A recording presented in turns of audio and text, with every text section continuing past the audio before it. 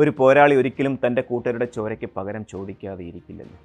അതെ, ഈ മനുഷ്യൻ ഒരു രാഷ്ട്രീയ നേതാവിനുമപ്പുറം നെഞ്ചുറപ്പുള്ള പോരാളിയും അടിയുറച്ച ആത്മീയ നേതാവുമാണ്.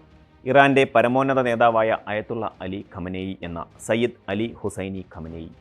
മധ്യധരണ്യാഴിയിലെ കിഴക്കൻ തീരങ്ങളിൽ തീമഴ പെയ്യിക്കാൻ ഉലയൂതുന്ന ഇറാൻ്റെ പരമോന്നത നേതാവിൻ്റെ ജീവിതത്തിലൂടെ നമുക്കൊന്ന് പോയി വരാം.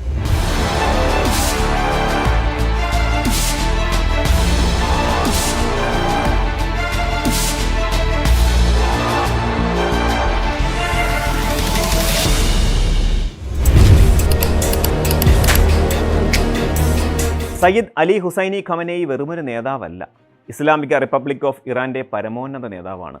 രാഷ്ട്രീയവും മതപരവുമായ കാര്യങ്ങളിൽ ഇറാൻ്റെ അവസാന വാക്ക്.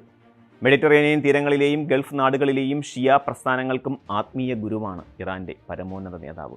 കാരണം ഈ ഷിയ വിമോചന പോരാളികൾക്ക് ആശയവും ആയുധവും നൽകുന്നത് ഇറാനാണ് എന്നത് തന്നെ. 1939 ഏപ്രിൽ 19 സയ്യിദ് അലിയുടെ ജനനം. ഇറാനിലെ ഖുറാസാൻ പ്രവിശ്യയിലെ വിശുദ്ധ നഗരമായ മഷാദിൽ ദരിദ്രനായ ഇസ്ലാമിക പണ്ഡിതനായ സയ്യിദ് ജവാദ് ഖമനേയിയുടെ മകനായാണ് സയ്യിദ് അലി ജനിക്കുന്നത്.